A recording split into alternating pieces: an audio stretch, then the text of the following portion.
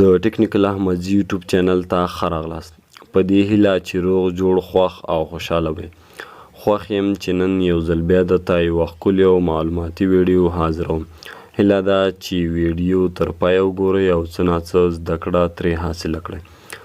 زموږ نن ویډیو د دې باره کې ده افغانستان کې ټیک ټاک بند شوی څنګه کولی شو چې خپل ټیک ټاک په عادي توګه سره استعمال کړو.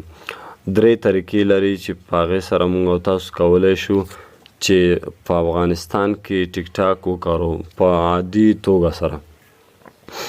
لومړۍ طریقه دا ده چې تاسو به له سیټینګ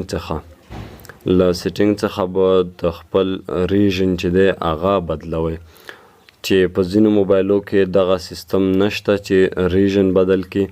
لومړۍ طریقه دا ده چې ریژن به ورته بدلئ. دوهمه طریقه دا ده چې ټیک ټاک کې به یو امریکایي نمبر چې دی هغه اټکئ. له امریکایي نمبر اټکولو څخه وروسته تاسو کولی شئ چې خپل ټیک ټاک په عادي توګه سره استعمال کړئ. دریمه طریقه چې ده هغه د وی پی این ده. د وی پی این طریقه چې ده هغه تر ټولو اسانه طریقه ده چې په هغې سره تاسو کولی شئ چې خپل ټیک ټاک چې دی په عادي توګه سره استعمال کړئ. نو تاسو به لومړی د وی پی این د انسټالولو لپاره دا تر څو ټیک ټاک استعمال کړو په عادي توګه سره استعمال کړو نو را به شئ لومړی پلی سټور ته. پلی سټور ته چې راغئ لږ انتظار به ورته وکړئ تر څو پلی سټور چې دی راخلاص شي. کله چې پلی سټور راخلاص شو له هغې وروسته به په سرچ بار باندې کلیک وکړئ او دلته به ورته ولیکئ LAVPN. دغه ما چې څه رقم ولیکل دغه رقم به ورته ولیکئ او په سرچ باندې به کلیک وکړئ. لومړي سر کې چې کوم وی پی این راځي دغه به تاسو چې دی له دغه ځای څخه را ډاونلوډ کړئ.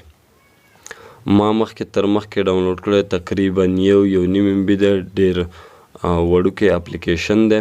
نو له دغه ځای څخه به تاسو دا ډاونلوډ کړئ. دا چې مو ډاونلوډ کړو له هغې وروسته به راشئ. زه تاسو ته دلته ښایم چې زما نټ چې دی په روشن کې دی. دلته تاسو کتلی شئ چې زما نټ چې دی په روشن کې دی. ما سره دوهم سیم کارت چې دی M10 دی. په M10 کې تر اوسه پورې په افغانستان کې ټیک ټاک نه دی بند شوی، خو په روشن او اتصالات کې چې دی انټرنیټ بند شوی دی.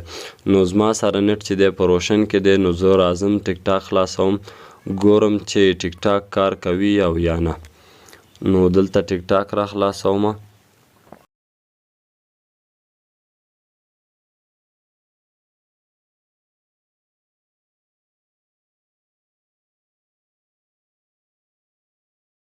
دلته تاسو کتلی شئ دا به تر ډېر وخته پورې لوډینګ کوي او دا چې دی نه را خلاصیږي. که سیټینګ را خلاص کړم هم داسې هماغه لوډینګ کوي. نو راځم د دې د خلاصولو دپاره به راشم کوم اپلیکیشن چې مې را ډاونلوډ کړی هغه به چې دی کنیکټ کړمه. را به شئ هغه اپلیکیشن به را خلاص کړئ. دغه یو اپلیکیشن دی لا وی پی این. دغه یو به چې دی دغسې را خلاص کړئ. لږ انتظار به ورته وکړئ تر څو چې دا را خلاص شي. کله چې را خلاص شو نو په دغه ټیپ ټو کنیکټ په دغه باندې به داسې کلیک وکړئ. کله چې مو کلیک وکړو لږ وخت نیسي د دې کنیکشن. نو د دې کنیکشن روان دی چیکینګ پینګ اینډ کنیکشن ټو. دغه یو یې د ریژن یا د ساحې هغه کوډ دی. نو دا چې دی کنیکټ شو دلته کاناډا راغله. نو د کاناډا وی پی این کنیکټ شو. دلته به نور راځي هغې سره زموږ کار نه دی، صرف چې وی پی این کنیکټ شي. وی پی این چې کله کنیکټ شو له هغې وروسته به بیا راشئ او ټیک ټاک به را خلاص کړئ. کله چې مو ټیک ټاک را خلاص کړو نو به ګورئ چې ستاسو ټیک ټاک به په عادي توګه سره کار وکړي.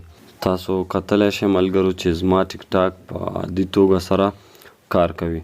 دا چې د انټرنیټ ستونزه ده نو ویډیو صحیح نه پلی کوي. زموږ ځای کې انټرنیټ لږ څه ضعیفه دی. تاسو کتلی شئ چې هغه لوډینګ چې دی هغه ختم شوی دی د وی پی این له کنیکشن څخه وروسته. تاسو کتلی شئ زما نټ په همغه روشن کې دی په لومړي سیم کارت کې. دوهم سیم کارت M10 دی. نو په دې سره تاسو کولی شئ چې خپل ټیک ټاک په عادي توګه سره استعمال کړئ.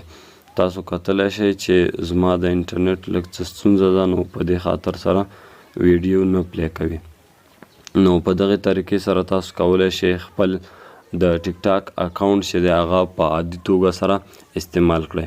که ویډیو مو خوښه شوي له ملګرو سره شیر کړئ او د نورو ښایسته ښایسته ویډیوګانو لپاره در سره ټیکنیکل احمدزي یوټیوب چینل سبسکرایب کړئ.